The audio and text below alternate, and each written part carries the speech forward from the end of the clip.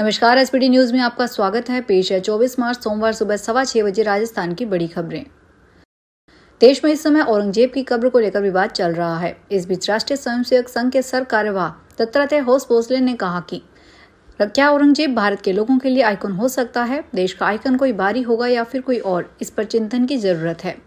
बेंगलुरु में आरएसएस के अखिल भारतीय प्रतिनिधि सभा की 3 दिन की बैठक का रविवार को आखिरी दिन था।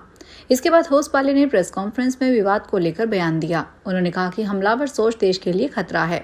वहीं होसपाले ने कर्नाटक में सरकारी कॉन्ट्रैक्ट में 4% मुस्लिम आरक्षण पर भी सवाल उठाया। उन्होंने कहा डॉक्टर भीमराव अंबेडकर के लिखित संविधान में धर्म आधारित आरक्षण स्वीकार नहीं किया गया है। कर्नाटक सरकार ने हाल ही में आरक्षण को लेकर बिल पास किया है। सुप्रीम कोर्ट ने दिल्ली हाई कोर्ट के जस्टिस यशवंत वर्मा के घर से 15 करोड़ कैश मिलने का वीडियो जारी किया है। 65 सेकंड के वीडियो में नोटों से भरी हुई बोरियां दिखाई दे रही है। घटना 14 मार्च की है। बंगले में आग की सूचना पर फायर ब्रिगेड पहुंची थी। वहीं दमकल कर्मचारियों को ये नोट मिले। रकम करीब 15 करोड़ थी। इस मामले में सीजीआई ने 3 मेंबर की जांच कमेटी बना दी और जस्टिस वर्मा को कोई भी काम न देने को कहा है।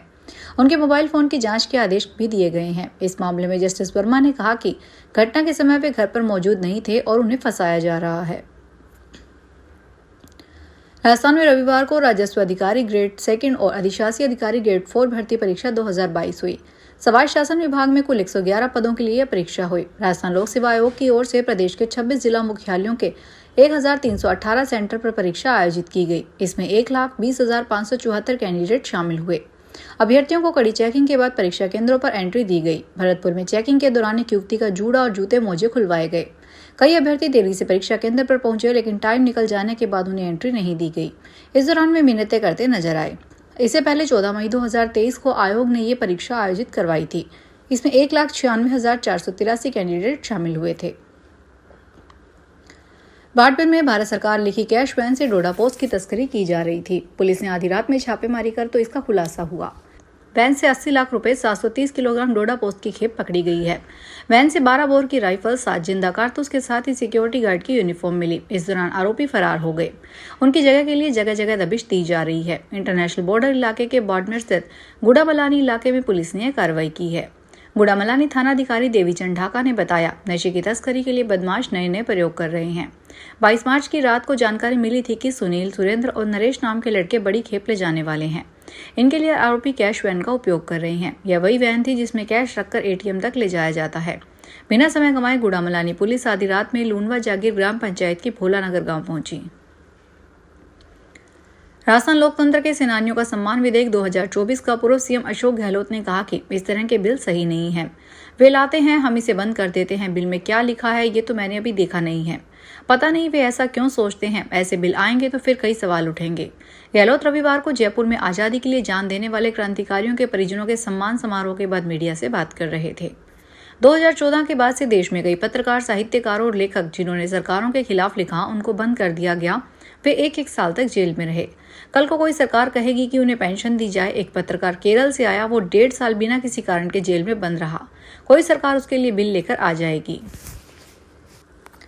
राजस्थान हाईकोर्ट ने प्रदेश के 4 अलग अलग मामलों में नाबालिगों की तलाश नहीं होने पर 4 जिला पुलिस अधीक्षकों को तलब किया है। अदालत ने 12 और धौलपुर पुलिस अधीक्षक को 7 अप्रैल, झुंझुनू एसपी को 8 अप्रैल और डी एसपी को 9 अप्रैल को तलब किया है। सभी मामलों में कोर्ट ने पुलिस अधीक्षकों से अभी तक की प्रगति रिपोर्ट भी मांगी है। जस्टिस नरेंद्र सिंह ढड्डा और जस्टिस भुवन गोयल ने परिजनों की याचिका पर यह अंतरिम आदेश दिए हैं। 12 जिले के हरनवादा, शाहजी और झुंझुनू जिले के गुडागोड़जी थाना क्षेत्र से गायब नाबालिग बालिकाओं को तलाशने के लिए पुलिस को निर्देश देने की गुहार की गई थी। राजस्थान सरकार राज्य की स्थापना दिवस को भव्य रूप से मनाने जा रही है। 25 मार्च से 31 मार्च तक चलने वाले सप्ताह भर के समारोह में विभिन्न विभागों द्वारा रोज नए कार्यक्रम आयोजित किए जाएंगे। झालावाड़ में एडीएम सत्यनारायण आमेटा की अध्यक्षता में इन कार्यक्रमों की तैयारियों को लेकर समीक्षा बैठक हुई। कार्यक्रमों की श्रृंखला में 25 मार्च को महिला सम्मेलन होगा। 26 मार्च को किसान सम्मेलन और एफपीओ कार्यक्रम का आयोजन है। 27 मार्च को गरीब और अंत्योदय कार्यक्रम होंगे। 28 मार्च को सुशासन समारोह आयोजित किया जाएगा। 29 मार्च को युवा रोजगार उत्सव में सरकारी नौकरियों के नियुक्ति पत्र दिए जाएंगे। 30 मार्च को सांस्कृतिक कार्यक्रमों का आयोजन होगा। समारोह का समापन 31 मार्च को निवेश उत्सव के साथ होगा। करौली के प्रसिद्ध शक्तिपीठ कैला देवी मंदिर में वार्षिक मेले की तैयारियां जोरों पर है। मेला 27 मार्च से शुरू होकर 13 अप्रैल तक चलेगा। श्रद्धालुओं की भीड़ अधिक होने पर मेले की अवधि बढ़ाई जा सकती है। मंदिर प्रांगण में व्यवस्थाओं को दुरुस्त करने के काम युद्ध स्तर पर चल रहा है। मंदिर ट्रस्ट और प्रशासन श्रद्धालुओं की सुविधा के लिए पेयजल, सफाई और सुरक्षा की व्यवस्था कर रहे हैं। हिंडौन सिटी से कैला देवी तक सैकड़ों भंडारों का आयोजन किया जा रहा है। भंडारों में पद यात्रियों को चाय, नाश्ता, ठंडा पेयजल और साउथ इंडियन व्यंजनों सहित विभिन्न प्रकार का भोजन उपलब्ध कराया जाएगा। कुछ भंडारे 24 मार्च से शुरू हो गए हैं, जबकि अन्य 25 मार्च से शुरू होंगे। सभी भंडारे 30 मार्च तक चलेंगे। राजस्थान सरकार का धर्मांतरण विरोधी बिल एक बार फिर अटकने के आसार बन गए हैं। बजट सत्र में धर्मांतरण विरोधी बिल पारित नहीं होगा। आज सोमवार को विधानसभा के बजट सत्र का आखिरी दिन है और 3 बिल पारित होने हैं। इसमें धर्मांतरण विरोधी बिल शामिल नहीं है। धर्मांतरण विरोधी बिल को 3 फरवरी को ही विधानसभा में पेश किया गया था, लेकिन इसे सदन में पारित करवाने की तारीख तय नहीं की गई। अब यह अगले सत्र में अटक गया है। धर्मांतरण विरोधी बिल में जबरन और लोभ लालच में धर्म परिवर्तन करवाने पर 50,000 से 5 लाख रुपए तक जुर्माना और 1 से 10 साल तक की जेल का प्रावधान है। राजसमंद में एफसीआई द्वारा समर्थन मूल्य पर 30 जून तक गेहूं की खरीद जारी रहेगी। किसान समर्थन मूल्य पर गेहूं की बिक्री कर 48 घंटों में भुगतान पा सकते हैं। भारतीय खाद्य निगम के अधीन राजस्व जिलों राजसमंद, चित्तौड़गढ़, उदयपुर, प्रतापगढ़, बांसवाड़ा, सिरोही और डूंगरपुर में कुल 26 खरीद केंद्रों की स्थापना की गई है, जहां रबी विपणन वर्ष 2025-26 के अंतर्गत गेहूं की खरीद की जाएगी। इस वर्ष समर्थन मूल्य पर गेहूं की खरीद का कुल लक्ष्य 22,710 मैट्रिक टन निर्धारित किया गया है, जिसकी खरीद प्रक्रिया 10 मार्च से प्रारंभ हो चुकी है। राजस्थान में मौसम बदलना शुरू हो गया है। उत्तरी हवा की वजह से देर रात अधिकांश शहरों में तापमान में 2 से 3 डिग्री सेल्सियस की गिरावट हुई है।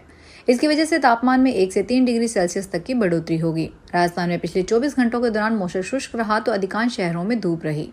कल दिन में अधिकतम तापमान बाड़मेर में 39.5 डिग्री सेल्सियस दर्ज हुआ।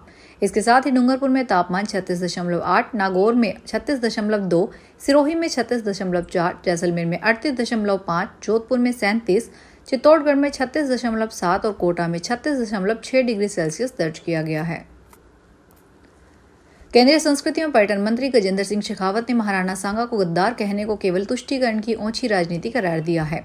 उन्होंने कहा कि यह उस विशेष वर्ग को खुश करने की तुष्ट चेच्छा है जो आक्रांताओं को अपना हीरो मानता है। श्री शेखावत ने रविवार को अपने बयान में यह बात कही। उन्होंने कहा कि महाराणा सांगा को लेकर दिए बयान पर समाजवादी पार्टी के सांसद रामजी लाल सुमन को देश से माफी मांगनी चाहिए। उन्होंने कहा कि श्री सुमन ने अप्रोक्ष रूप से बता दिया कि उनकी पार्टी के संस्कार कैसे हैं। राजस्थान के जोधपुर से चलकर गांधीधाम जाने वाली सुपरफास्ट ट्रेन रविवार को रोजाना चलेगी। इसके साथ ही ट्रेन की गांधीधाम से वापसी के रास्ते के स्टेशनों से संचालन समय में बदलाव किया जा रहा है।